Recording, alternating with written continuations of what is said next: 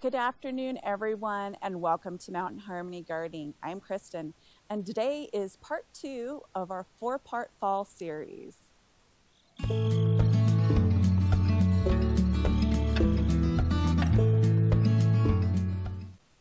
Today is part 2 of the 4-part series where I talk about my successes, failures, and tips for gardening this season. And I want all of you to go ahead and go back and watch episode 1 and see what we talked about, because we talked about behind the house with the raised garden bed and the raspberries and some more information. So today we're going to start off part 2 with our beautiful planter that Donnie and I made. You can go back and check out the whole entire build, and in a separate video we did the planting of this. Now, we took out all of our dahlias, and you probably saw that a couple of weeks ago, and we have them saved for next year. But I went ahead and I let the red hot poker and the echinacea and a couple other plants, like I cut back the lemongrass that's back here. And which plant is this? Let me look really quick. Oh, that's the blanket flower. Okay, and I left the blanket flower because all of this has gone to seed. And if we can get some more seeds coming up in here, that would be great. But these are the plants that I think will overwinter for us. We'll find out next year. But I will have to dig them up next year and kind of move them around a little bit, because one of the things I found out is the dahlias were only supposed to get like maybe 1-2 feet tall, got like 3 feet tall. They got really large. So this has not worked out quite as well as I wanted to as far as the planting arrangement went. But as far as the planter itself, it worked great, because all of the dahlias that I had in here had really big root systems. They grew a lot, and they grew all the way down. It's probably about like right about here where we have the shelf in this, and they grew all the way down. So it was plenty of space, and they grew fantastic. Like when we cut off the lemongrass, oh, it smelled so good. I wish you could have smelled it. So this planter worked out fantastic. It still looks amazing, and I would highly recommend you buy one of these. And coming next year, I'm hoping we're going to be opening up our garden store, and we might be selling smaller versions of these for you guys.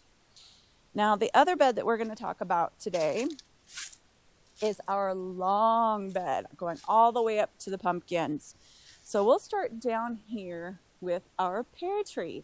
This is our Asian pear tree, and we got the 1 pear off of it. If you saw my short where we were taste testing it, and it was so good, well worth having it.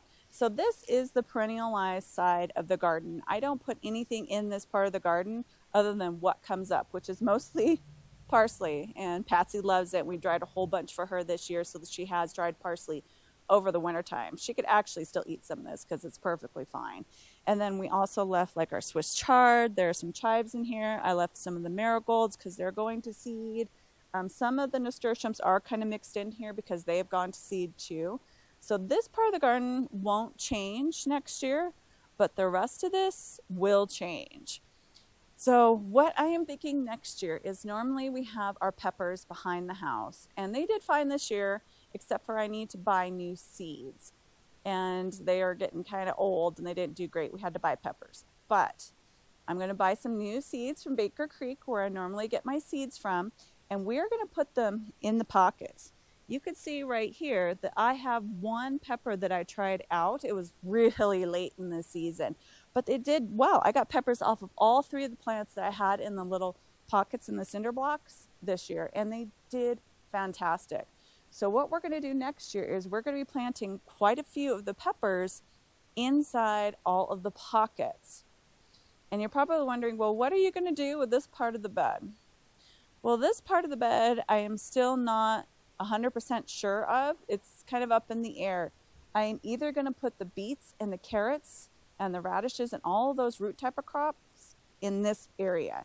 And I'm kind of leaning more towards doing it here because this gets plenty of sun and it won't be shaded out by anything. If I put it where the old greenhouse was, it could get potentially shaded out by whatever I put here that was tall. So I'm trying to think of everything that's going to be low will be in this area. Now, since I do practice a little bit of crop rotation here, let me come to this side. I do practice that crop rotation a little bit. So this year I had all the tomatoes in the lower part of the trellis. And Donnie's tripping over stuff in the garden trying to get in here and film. So this next year, we're going to have our cucumbers and our richer sweet melons growing here. Now, I grew a whole bunch of different types of varieties, and I found out which ones grow the best in our area. It's still the richer sweet melons. They grow the best in our area. And then we also decided that we want to try an Asian cucumber because that's our favorite to eat. So we're going to grow something that we really enjoy eating. So from the middle down, this will all now be next year. It'll be the melons and it'll be the cucumbers.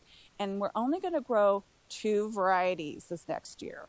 And hopefully we will get a much better harvest because we had a lot of rain and there was a lot of powdery mildew this year. Now, in here with the massive perennialized Swiss chard that is now pretty much 2 plants, we are going to put the tomatoes over here.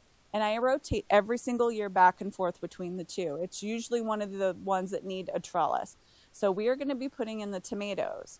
We will be growing the spoon tomatoes, the black cherry tomatoes, and the tomatoes that did the best this year over here were the big beefsteaks. I usually don't have great success with them in the garden, but I did this year, and I'm going to try them again next year. So we'll grow like a couple over here that are beefsteaks, a couple there, put a couple of the cherry and the spoon tomatoes here, and a couple there. And I'm going to actually probably only grow about 6 plants in here this next year because I want to give them a little bit more space than I did this year because I put probably like a couple too many in there, and some of them didn't even get going this year. So I'm going to break it up and have a few less plants. Now we're going to talk about the pumpkin trellis. And I'll get over here. The pumpkin trellis did fantastic this year. Changing the direction, adding this to part of the long bed was a huge success. We got more spaghetti squash and more pumpkins off of these plants than we have in the previous years. I love it. This is staying. I am not changing this. So the type of melons that we will be growing as for the 3 sisters, I will probably put a different type of squash that doesn't need this trellis like the pumpkins and the spaghetti squash do. So we will have another variety over there. But the pumpkins and the spaghetti squash are staying right here. No changes. They grew up, they grew down the shed. It was great. The only thing that I think I might change is what I'm growing underneath because we have so many roly-polies, as you saw in the spring from my videos.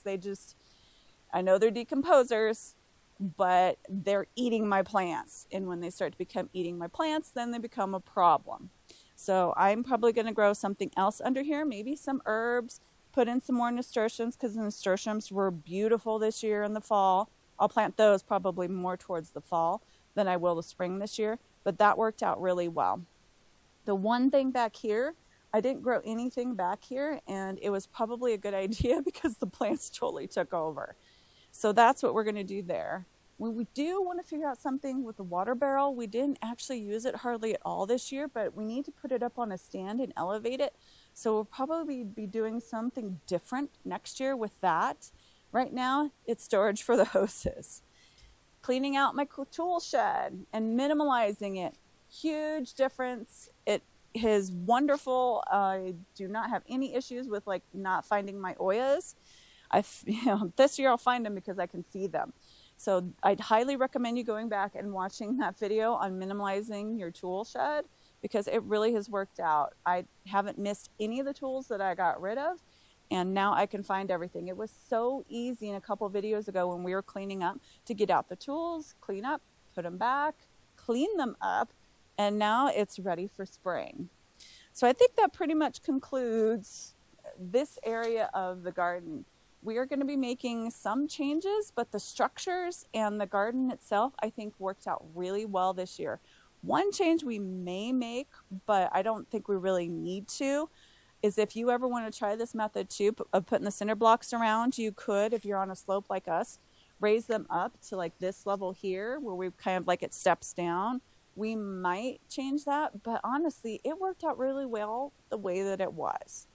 So I hope this inspires you to keep notes and take stock of what worked, what didn't, and get inspired to change some things and get excited about growing next year because I am very excited to see what this area is going to be like next year.